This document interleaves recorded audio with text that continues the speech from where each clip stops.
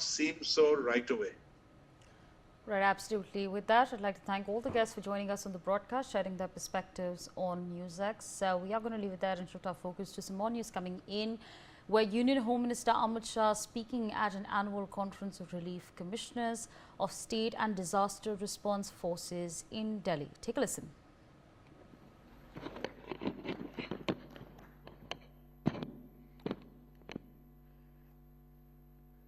आज के आपदा राहत की दृष्टि से और आपदा प्रबंधन की दृष्टि से महत्वपूर्ण इस कार्यक्रम में मेरे साथ मंच पर उपस्थित मेरे साथी मंत्री श्रीमान नित्यानंद राय जी, भारत सरकार के गृह सचिव गोविंद मोहन जी, श्रीमान राजेंद्र सिंह जी, विभाग अध्यक्ष एनडीएमए श्री संजीव कुमार जिंदल जी, अपर सचिव आपदा प्रबंधन श्री पीयूष आनंद जी, एनडीआरएफ के महानिर्देशक डॉक्टर प्रकाश चौहान, एनआरएससी के निर्देशक, और आज यहां पर देश भर से आपदा प्रबंधन और राहत के काम के साथ जुड़े हुए सभी अधिकारी गण और उपस्थित सभी इसी काम से जुड़े हुए एनडीएमए और एनडीआरएफ के सदस्यगण, आज एक बहुत महत्वपूर्ण शिविर 2 दिन का इसकी शुरुआत होने जा रही है।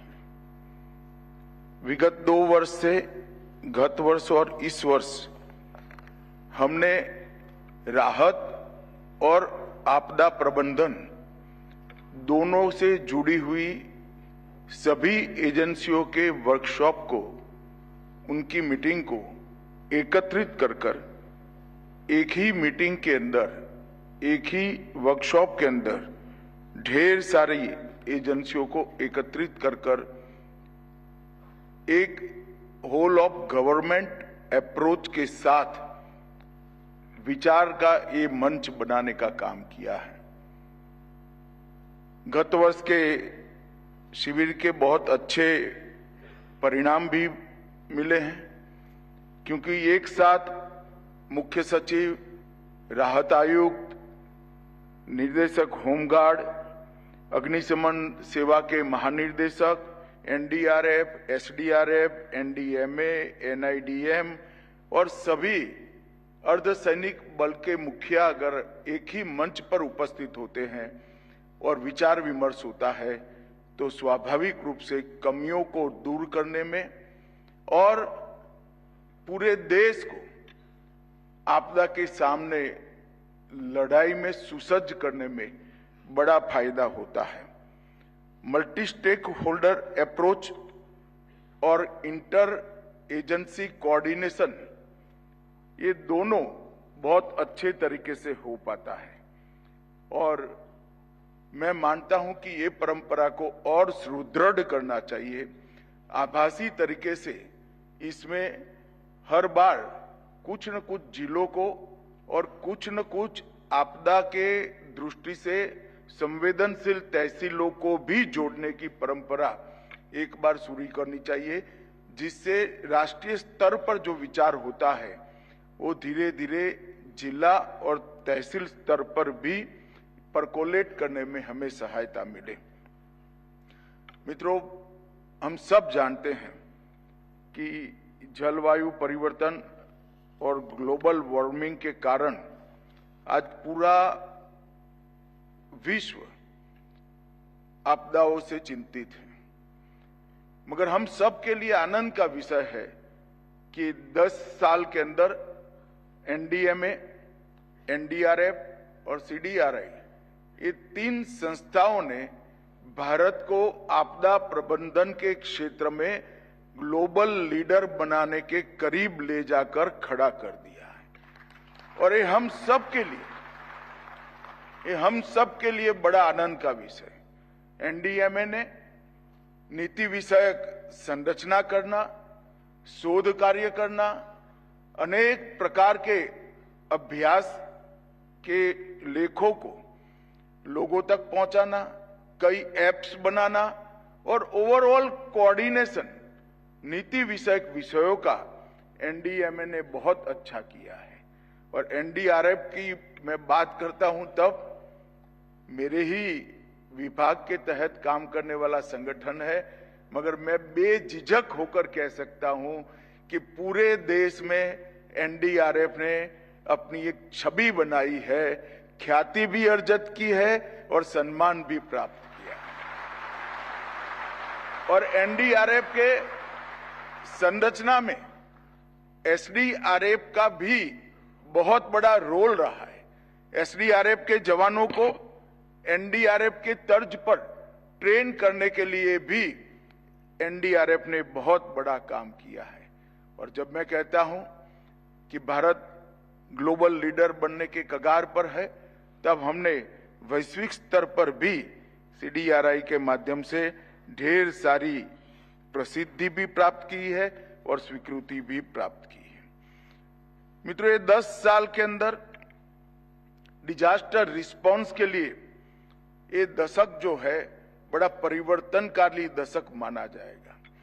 जब भी भारत के डिजास्टर रिस्पांस का इतिहास लिखा जाएगा, ये 10 साल संक्रांति काल के 10 साल के रूप में इतिहास को इसको नोट करना पड़ेगा। ये 10 साल में क्षमता, गति, दक्षता और सटीकता, ये चारों क्षेत्रों में हमने बहुत नोंदपात्र सिद्धियां हासिल की हैं। हमने न केवल क्षमता को बढ़ाया है, इसको संवर्धित कर कर सातत्यपूर्ण तरीके से तहसील तक पहुंचाने का काम किया है। हमने गति का भी ध्यान रखा है, क्योंकि डिजास्टर मैनेजमेंट के किसी भी काम में गति का बहुत महत्व होता है। समय पर डिजास्टर मैनेजमेंट का काम होना और लोगों को बचाना, ये सबसे महत्वपूर्ण है। हमने आधुनिक से आधुनिक तकनीक और समर्पित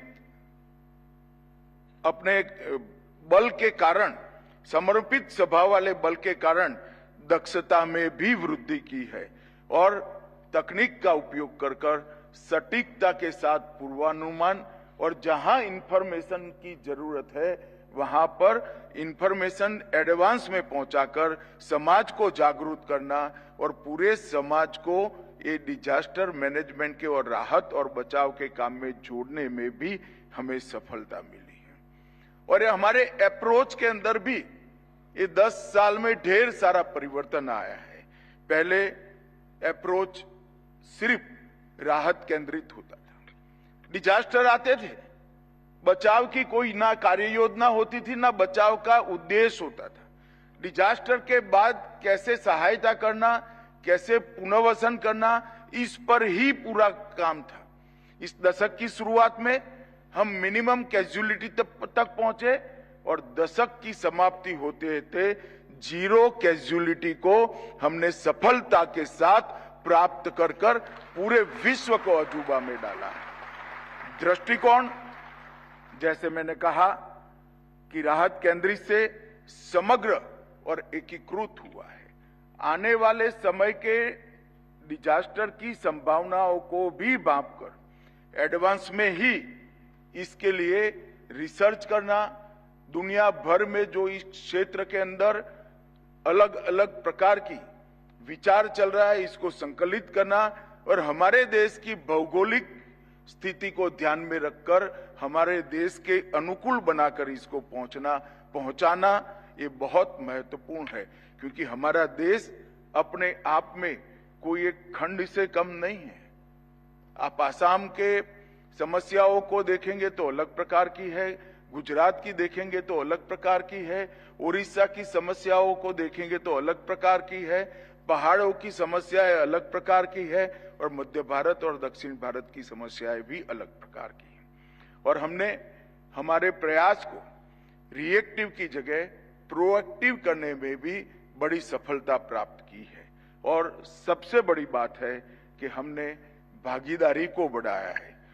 सरकार, पहले केंद्र सरकार अकेले सोचे, इसकी जगह केंद्र सरकार, राज्य सरकार और स्थानीय इकाइयां, ये सभी एकीकृत तरीके से डिजास्टर का सामना करने के लिए आगे आए हैं और अब मोदी जी के नेतृत्व में एक कदम आगे बढ़कर समाज को जोड़ने का काम भी हम सफलतापूर्वक कर पाए हैं और मुझे विश्वास है आने वाले 10 साल में हमारा हरेक युवा इस सेंस के साथ और मदद की वृत्ति के साथ डिजास्टर के सामने लड़ने के लिए तैयार खड़ा पाएंगे। इस प्रकार का तंत्र हम खड़ा करना चाहते हैं।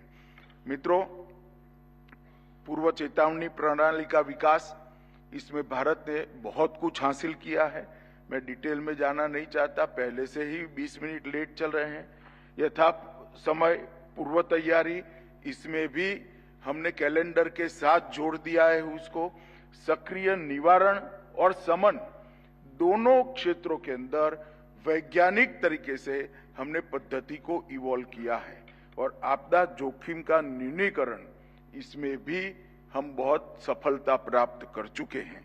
मैं सिर्फ उदाहरण के लिए कहता हूं, इसमें किसी की टीका की बात नहीं है, पूरे राष्ट्र का ये अचीवमेंट है। 1999 में उड़ीसा में सुपर साइक्लोन आया था, 10,000 की मृत्यु हुई थी। 2019 में उड़ीसा में चक्रवात फानी आया, सिर्फ 1 मृत्यु हुई और गुजरात में बिपरजॉय तूफान आया, 0 कैजुअलिटी के साथ। जब मैं 0 कैजुअलिटी कहता हूं तब आपको फिर से ताली बजानी पड़ेगी। जब मैं 0 कैजुअलिटी करता हूं तो कहता हूं तब सुपर बिजॉय में एक भी पशु की भी मृत्यु नहीं हुई। ये बताता है कि कोई एक विषय के अंदर स्थानीय इकाइयां, जनता, राज्य सरकारें, केंद्र सरकार, सभी डिपार्टमेंट और वैज्ञानिक और सुरक्षा कर्मी सब मिलकर काम करते हैं तो कितना बड़ा अचीवमेंट मिलता है। अब ये अचीवमेंट के पीछे जाकर देखते हैं तो पिछले दशक में हमने वित्तीय सशक्तिकरण के लिए भी बहुत प्रयास किया है। सरकार के बजट में बहुत बड़ी बढ़ोतरी की है। संस्थागत सशक्तिकरण भी हमने प्रयास पूर्वक और डिजाइन से किया है। संरचनात्मक सशक्तिकरण भी किया है और इस सब को जोड़ते हुए मल्टी डायमेंशनल अप्रोच को भी नीति के रूप में हमने स्वीकार किया है। मित्रों, मैं फिर से एक बार कुछ आंकड़े जरूर बताना चाहूंगा। 2004 से 14 तक एसडीआरएफ का बजट 38,000 करोड़ था। 2014 से 24 तक 1,44,000 करोड़ रुपए का बजट हमने दिया है। एनडीआरएफ का बजट 2004 से 14 तक 28,000 करोड़ था, अब 84,000 करोड़ हुआ है और कुल मिलाकर 66,000 करोड़ से बढ़कर 2 लाख करोड़, मतलब 3 गुना बढ़ाने का काम हमने किया है। ये जो वित्तीय सशक्तिकरण हुआ, इसने ये सारे प्रयास को गांव तक पहुंचाने में बड़ी सफलता प्राप्त की है और 15वें वित्त आयोग में 14वें वित्त आयोग के अनुपात में 4 गुना बजट की हमने बढ़ोतरी की है और राष्ट्रीय स्तर पर भी पहली बार राष्ट्रीय आपदा जोखिम प्रबंधन कोष की हमने रचना की। 68,000 करोड़ की अलग राशि इसके लिए समर्पित की है। आज यहाँ पर 2 दिन का सेमिनार है। मैं सभी राहत कमिश्नरों को भी कुछ कहना चाहता हूं। कई सारे जिलों के जिला आपदा प्रबंधन योजना बनाना बाकी है। क्या हम तय कर सकते हैं कि यहां से जाने के बाद 90 दिन में हर जिला की अपने अपने राज्य में जिला आपदा प्रबंधन योजना बनाने का काम हम समाप्त कर दें? जब तक जिले की आपदा प्रबंधन की योजना नहीं होगी, तब तक ये आपदा प्रबंधन के सामने त्वरा के साथ लड़ना संभव नहीं है। और यहां से बहुत अच्छी गाइडलाइन दी है। हर प्रकार की आपदा के आपके जिले में कौन सी आपदा की संभावना है वो भी दिया है। और आकाशीय बिजली के लिए भी हम ऐसा मानकर चलते हैं कि आकाशीय बिजली से नागरिकों को बचाना संभव नहीं है। मगर मित्रों, विज्ञान बहुत आगे बढ़ चुका है। बिजली की त्वरा से ज्यादा त्वरा हमारी बचाने की होती है तो हम नागरिकों को बचा सकते हैं। और हमने यहां से राज्य स्तरीय कार्य योजना केंद्र ने भेजी है। मेरा सभी से आग्रह है कि राज्य स्तरीय बिजली से आकाशीय बिजली की कार्य योजना को आप जल्दी बनाइए और सभी राज्यों और यूटी 90 दिन में आपका हृदय से बहुत बहुत आभार व्यक्त करता हूं।